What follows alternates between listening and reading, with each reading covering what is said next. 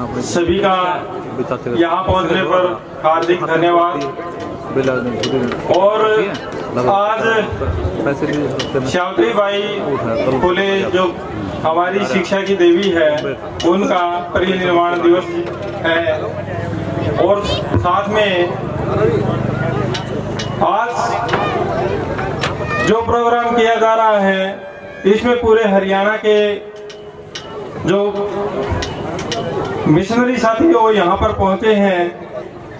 साहब काशीराम की जयंती 15 को है और उसी के उपलक्ष्य पर जो आज साहब काशीराम मेमोरियल हॉल का जो ओपनिंग हुई है, ये बदलाव सोशल सोसाइटी की बहुत बड़ी सोच है, जिन्होंने साहब के नाम से जो हॉल बना के एक गांव या समाज के अंदर एक मिसाल स्थापित की है।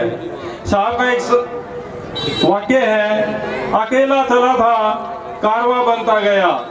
बदलाव सोसाइटी ने भी ये करके दिखाया है, अकेले चले थे और हजारों लाइब्रेरियां आज हरियाणा के अंदर स्थापित की है।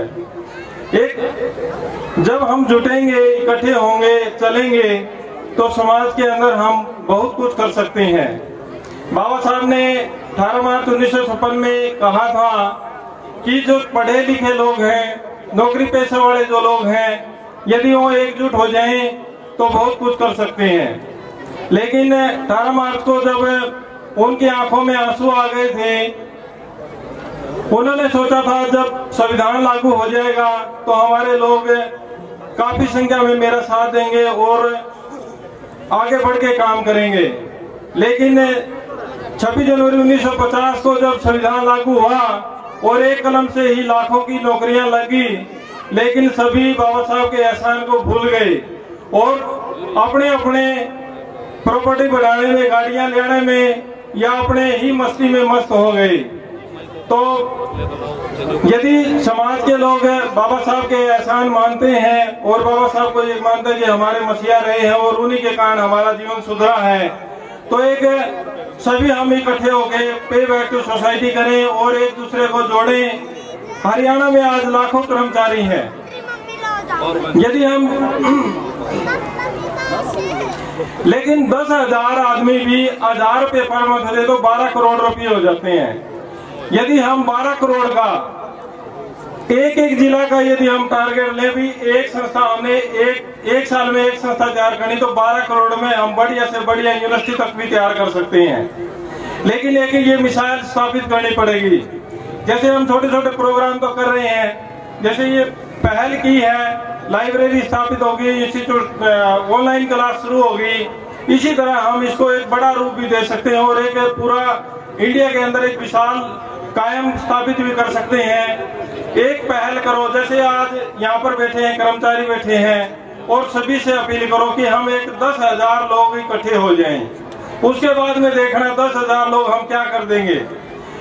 1818 की कहानी को भी आपने बताई है। यदि हमारे लोग लग जाएं तो पूरा तख्ता पलट करने में सक्षम है।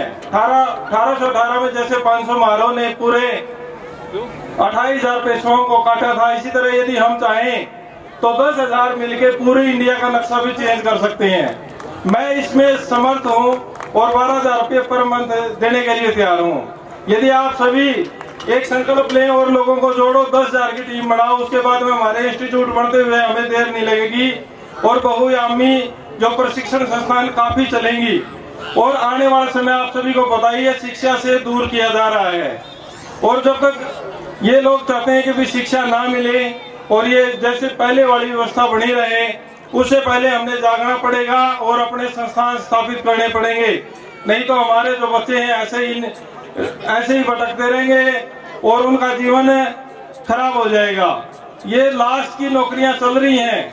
किसी को ये वहम है कि हम अपना पढ़ा लिखा के अपने बच्चों को MBBS IIT और कुछ बना देंगे, लेकिन वो केवल कहीं किसी संस्थान के नौकर ही रहेंगे, उनको OPD के लिए जगह नहीं मिलेगी। केवल पर्ची बनाई और दवाई लिखने का काम होगा, चाहे वो MBBS हो चाहे IIT में हो।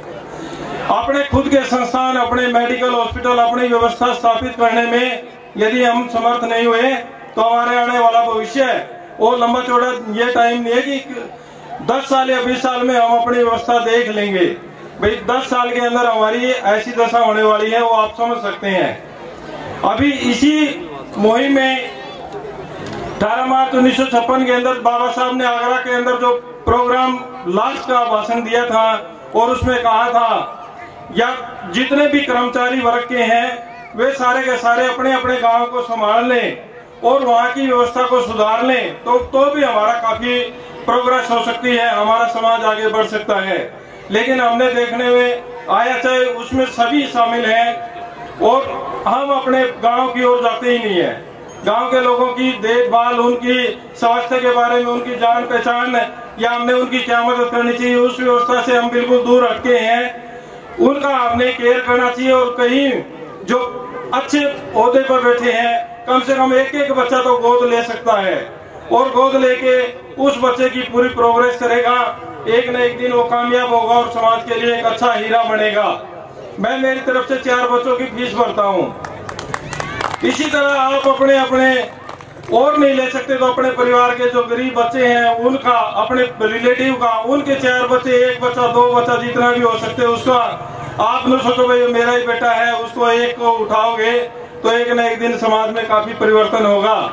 और एक व्यवस्था परिवर्तन के मैं मैसेज देना चाहता हूं कि 18 मार्च को आगरा के अंदर एक प्रोग्राम होने वाला है जिसमें बंदे करुणाशील जी हैं। एक व्यवस्था परिवर्तन की बात चल रही है और ये व्यवस्था परिवर्तन बंदे जी नहीं कर रहे हैं, ये बाबा साहब की ही देन है। बाबा साहब ने 18 मार्च 1956 को ही कहा था सब खत्म हो जाएगा, नौकरियां चली जाएंगी, हर व्यवस्था, हर अपनी सारा सिस्टम खत्म हो जाएगा और लास्ट में जाके एक दम ही हमें बचाएगा। और हम धीरे धीरे देख भी रहे हैं हमारे ऊपर उत्पीड़न बढ़ते जा रहे हैं और हम उस व्यवस्था में रह के कर्ज पे कर्ज ले रहे हैं, चाहे हम कितने बड़े साहूकार बने हों, हर व्यक्ति के ऊपर कर्ज है। लेकिन एक व्यवस्था परिवर्तन में एक ऐसा काम होगा कि हम एक धर्म के मार्ग पे चलेंगे, ना किसी पे हम चाहे ब्याह शादी कांड मुकान की बात हम करते हैं, ना तो हम दहेज लेंगे किसी पे और ना किसी को देंगे। कि ऐसी व्यवस्था होगी और उस व्यवस्था के अंदर हम कर्ज से मुक्त हो सकते हैं। नहीं तो आज देख रहे हैं सिंपल सी शादी के अंदर 5 प्रोग्राम बढ़ गए हैं। एक सामान्य सी पहले सगाई, उसके बाद मेहंदी, फिर भोजन का एक और न्यारा बनाने, लेडीज संगीत, उसके बाद में फिर शादी, फिर रिसेप्शन है। 5 प्रोग्रामों में कोई भी हो, चाहे कितना बड़ा लाडसा हो, उसका भी पितलिया निकल है। यानी कि वो भी कम से कम, यानी कि जिसके पास में जितने पैसे हैं वो ज्यादा से ज्यादा खर्च करके करता है और उसके देख के ही हमारे जो जैसे लोग हैं फिर हम उसका देखते हैं और देखते देखते सारा देश कर्जवान होता है। तो हमने इस कर्जा मुक्ति पर छोटे छोटे जो संस्कार हैं, चाहे कोई मर गया, मरने के बाद हम गंगा पे जाते हैं, वहाँ कम से गरीब आदमी भी जाएगा तो आने जाने का खर्चा और सारा मिला के 10-15 हजार रुपये कर आता है और गरीब आदमी का 10,000 रुपये का खर्चा उस पर 5-6 महीने में पटेगा। और फिर हम देखते ही देखते क्या करते हैं, कोई 80, 60, 70 साल से ऊपर का हुआ, फिर उसका मृत्यु भोज करते हैं और मृत्यु भोज करने पर फिर खर्चा बढ़ता है और फिर वही व्यवस्था जैसे हम देखते हैं और हमारे सैकड़ों रिश्तेदार आते हैं और सैकड़ों रिश्तेदार क्या करते हैं, देखते हैं फलाना ने भाई इतना बड़ा प्रोग्राम कर दिया, जलेबी हलवा बनवा दिया, बढ़िया खाना कर दिया, वही मल्टीप्लाई करके वो हमारा सारा व्यवस्था तहस नहस होती है और कर्जे के अंदर ही हम चले जाते हैं। एक हम यूनिटी बनाए, जितना भी हमने चाहे ब्याह शादी कांड मुकांड कोई भी हो उसमें कम खर्चा करके शिक्षण संस्थान में देना एक नियम बना लो कि कम से कम इस शिक्षण संस्थान में हमने देना ही देना है और उसके बाद हमारी व्यवस्था सारी स्थापित हो जाएगी। और 18 मार्च वाले जो प्रोग्राम के अंदर जो बाबा साहब ने आखिरी जो पीड़ा सहन की थी हमारे समाज के लोगों को प्रेरित करने के लिए बोला था, उस पावन धरती पर सभी को निमंत्रण है वो आए और बाबा साहब के जो विचार थे उनको सुने और सुनकर अपने जीवन में मल्टीप्लाई करें और समाज का उद्धार करें। इन शब्दों के साथ में सभी को जय भीम, नमो बुद्धाय।